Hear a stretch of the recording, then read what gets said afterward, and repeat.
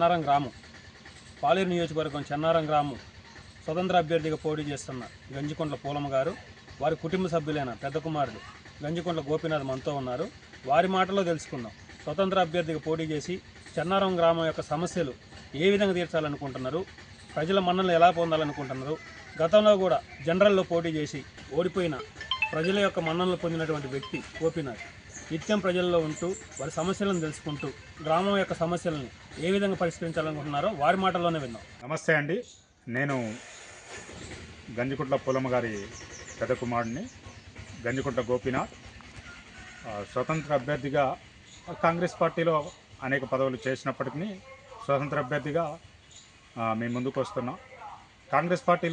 Congress party అనేది ఏ వ్యక్తికి సంబంధించింది కాదు, కాంగ్రెస్ పార్టీ అనేది ప్రజలందరికీ సంబంధించిందనే ఒక భావనతోని కాంగ్రెస్ పార్టీ ఐడియాలజీని ఒక 25 సంవత్సరాలుగా ఈ భుజాన మోసినటువంటి వ్యక్తిగా కాంగ్రెస్ పార్టీని బతికించాలనే ఉద్దేశంతో మళ్ళీ ప్రజా జీవితంలోకి, ప్రజల మధ్యలోకి, ప్రజల సమస్యలు పరిష్కరించే దిశగా గత 10 సంవత్సరాలుగా మేము ఏ ఇబ్బందులు అయితే పడుతున్నామో ఆ ఇబ్బందులన్నింటినీ తీర్చే విధంగా పనిచేయాలనే ఉద్దేశంతో మా అమ్మగారిని స్వతంత్ర అభ్యర్థిగా నిలబెట్టడం జరిగింది.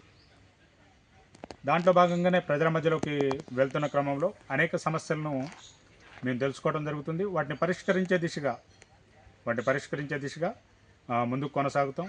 వాటిని పరిష్కరించడంతో పాటుగా ఇంకా గ్రామంలో ఉండబడేటువంటి వివిధ సమస్యలు ఏవైతే ఉన్నాయో వాటన్నిటిని కూడా తెలుసుకోవడానికి ప్రయత్నం చేస్తున్నాం.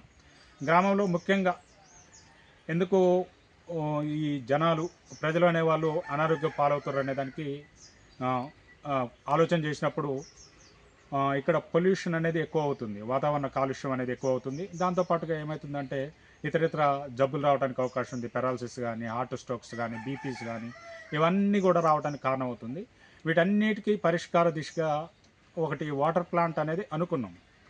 అయితే ప్రజల్లో మధ్యలోకి వచ్చేదానికంటే ముందే వాటర్ ప్లాంట్ అనేది అనుకున్నాం, కానీ ఈ లోపలనే మనకి అందుబాటులో ఉన్నటువంటి సత్యసాయిబాబాకు సంబంధించిన ట్రస్ట్ వారు వాటర్ ప్లాంట్ అనేది ఏర్పాటు చేయడం చాలా అభినందనీయం.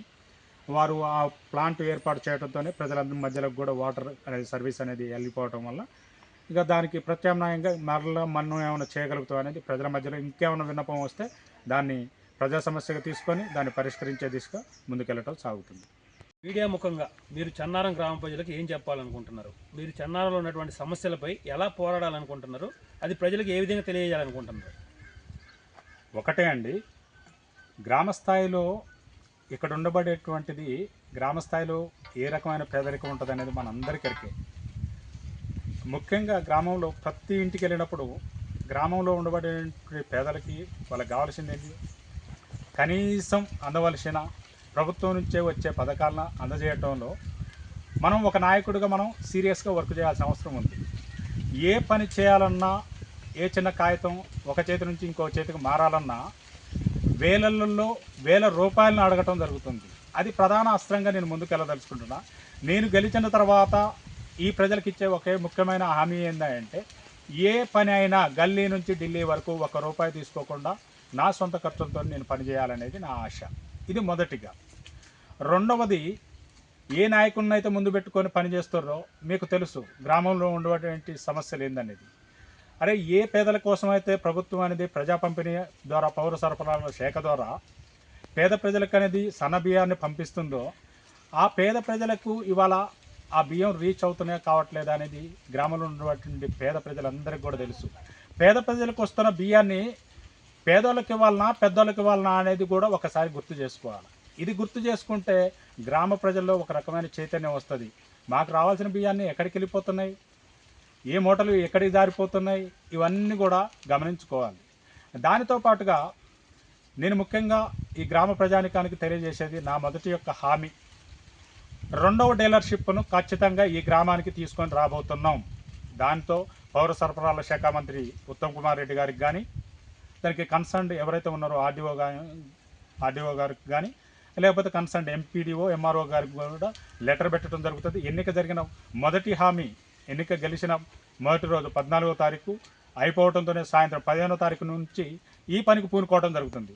ఎందుకంటే రేషన్ షాపులో జరుగుతున్న బియ్యం దోపిడీ అనేది, పేద ప్రజలకు అందాల్సిన బియ్యం అనేది, పేద ప్రజలకు ఎవరైతే కడుపేదగా ఉంటున్నారో వాళ్ళకు అందాల్సిన బియ్యం మొత్తం కూడా వాళ్ళకి చేరటంలో జాప్యం జరుగుతుంది. అది అందవలసిన వాళ్ళకి అందట్లేదు. దాన్ని ముఖ్యంగా ఉద్దేశంగా పెట్టుకొని రెండో డీలర్షిప్ అనేది ఖచ్చితంగా తెచ్చే ప్రయత్నం చేస్తాం. అది తెచ్చిన తర్వాతనే ఖచ్చితంగా తెస్తాం. దానికి కూడా కావాల్సిన లెటర్స్ అవన్నీ డాక్యుమెంట్స్ కూడా ఏర్పాటు చేయడం జరుగుతుంది. దానికి సంబంధించిన అధికారులను కూడా కలవటం జరుగుతుంది. స్వామి బోధానంద గోసేవ ఆశ్రమం సైథాపూర్. జ్యోతిష్యం, వాస్తుశాస్త్రం మన పూర్వీకులు మనకిచ్చిన వరం. దుర్గాదేవి, కాలభైరవ ఉపాసనతో వాక్సిద్ధి పొందిన శ్రీ శ్రీ బోధానందగిరి స్వామివారు మీకు ఎలాంటి సమస్యలున్నా, వాటిలో ముఖ్యంగా ధన నష్టం, ఆరోగ్య నష్టం, భార్యాభర్తల మధ్య గొడవలు, ప్రేమించుకున్న వారు దూరం అవడం, ఎన్ని సంబంధాలు వచ్చినా పెళ్లి ముడి పడకపోవడం, రోడ్డు ప్రమాదాలు, అప్పుల బాధలు, వ్యవసాయంలో నష్టాలు, పెద్దల మాట పిల్లలు వినకపోవడం, ఆరోగ్య శాంతి, గృహశాంతి, మనశ్శాంతి లేకపోవడం, ఇలాంటి సమస్యలు ఉన్నట్లయితే ఒక్కసారి స్వామీజీని కలవండి. మీ సమస్యలకు తగిన పరిష్కారాన్ని పొందండి.